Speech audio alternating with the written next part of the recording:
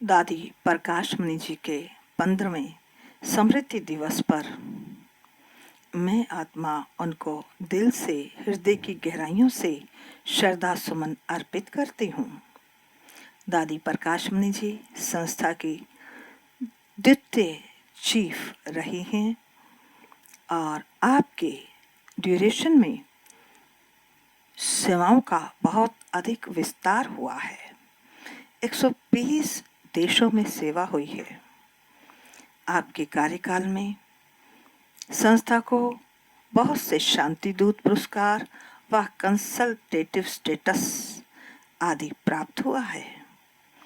आपका नाम प्रकाश मणि यज्ञ से मिला। इससे पहले आपका नाम रमा था। आपको बाबा ने बोर्डिंग में बच्चों को पढ़ाने की सेवा भी दी थी और आपने भी वह बखूबी निभाई।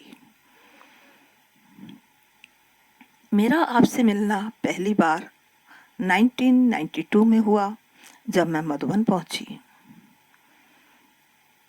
तब आप कन्याओं से अलग से मिले और उसी क्लास में आपने पूछा कौन कौन ऐसी कुमारियां हैं जिन्होंने नौकरी की टोकरी उठाई हुई है। उस समय में आपके पास बिल्कुल आपके सामने पहली लाइन में आपके पैरों के पास ही बैठी थी।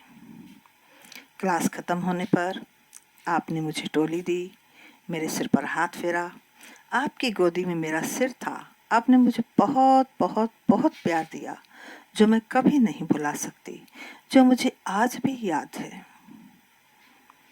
उसके बाद अनेक बार आपसे मेरा मिलना हुआ और 25 अगस्त 2007 को जब आप अव्यक्त हुए, उससे पहले 23 अगस्त 2007 को ही मैं आत्मा मधुबन पहुंच गई थी आपके पास आपसे मिलने के लिए और फिर एक सप्ताह रह करके वहां पर वापस आई। तो आज आप ही के दिए हुए अनमोल महावाक्य हम आपके सामने प्रस्तुत करते हैं।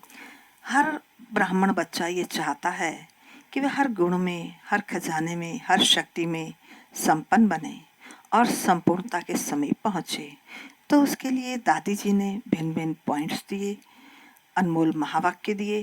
वो 15 पॉइंट्स के रूप में आज आपको सुना रहे हैं। पहला पॉइंट है, आत्मा जितना संपन्न बनती जाएगी उतना मनसा वाचा कर्मणा में कोई भी सूक्ष्म विकार नहीं रहेगा। उन्हें संपूर्णता की मंजिल समीप दिखाई देगी। दूसरा है, मन वचन कर्म से सदा अहिंसक रहेंगे, कभी किसी को ना दुख देंगे ना दुख लेंगे। जब दुख देना और दुख लेना समाप्त हो जाता है तब संपूर्णता समीप आती है। तीसरा है, जो संपूर्णता के समीप होगा वह बेहद का वैरागी होगा। उसका कहीं पर भी लगाव नहीं होगा, सबसे ममत्व टूट जाएगा। वह सबके बीच रहते भी न्यारा और प्यारा रहेगा। चौथा पॉइंट है, उन्हें कोई भी पुरानी वस्तु तत्वों सहित अपनी तरफ आकर्षित नहीं करेगी। वह सदा एक बाप की ही आकर्षण में रहेगा। बुद्धि में एक बाप की याद अर्थात एकाग्र वृत्ति होगी।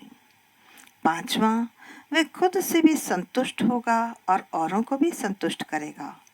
उसका पढ़ाई की चारों ही सब्जेक्ट पर पूरा ध्यान होगा। ज़्यादातर हम देखते हैं कोई किसी सब्जेक्ट में तेज होता है, कोई किसी सब्जेक्ट में, किसी का योग पर पूरा ध्यान होता है, ज़्यादा ध्यान होता है, किसी का मुरली पर, पढ़ाई पर ज़्यादा ध्यान होता है, किसी का धारणाओं पर और किसी का सेवा पर। विरले ही ऐसे बाबा के बच्चे होते हैं जिनका चारों ही सब्जेक्ट पर पूरा ध्यान हो। तो दादी कहती कि जिसका चारों ही सब्जेक्ट पर पूरा ध्यान होगा खुद भी संतुष्ट रहेगा और औरों को भी संतुष्ट करेगा। छठा, उनकी साक्षीपन की स्टेज रहेगी, सदा साथी का साथ अनुभव करेगा। देह अभिमान की बुद्धि से अथवा पुरानी चाल चलन से वह कभी भी किसी को भी दुख नहीं देगा। दृष्टि वृत्ति में रूहानियत और अलौकिकता होगी। 7वां, प्योरिटी में फुल होगा, सिर्फ ब्रह्मचर्य नहीं लेकिन ब्रह्मचारी होगा। किसी में भी उसकी आंख नहीं डूबेगी क्योंकि उसे नशा रहता कि हम किसकी संतान हैं। 8वां, वह किसी का भी अवगुण चित्त पर नहीं रखेगा, वह किसी के अवगुण नोट नहीं करेगा। पुरानी चाल, पुराने संस्कार की तरफ बुद्धि नहीं जाएगी, वह सदैव स्वचिंतन में रहेगा। 9वां, जैसे साकार बाबा ने सदैव अपने को वर्ड सर्वेंट कहा, जितना महान उतना निर्माण होकर रहा।